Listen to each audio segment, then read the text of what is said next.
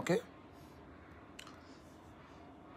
So market అయితే around ఈ ఏరియాస్లో ఓపెన్ అవుతుంది ప్రీ మార్కెట్లో.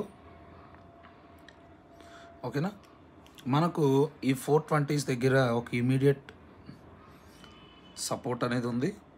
సో ఒకవేళ మార్కెట్ ఈ సపోర్ట్ని కానీ బ్రేక్ చేసిందంటే కింద చాలా బేరిష్గా ఉంటుంది. బేరిష్ అండ్ ట్రెండింగ్ మార్కెట్ ఉంటుంది అన్నమాట.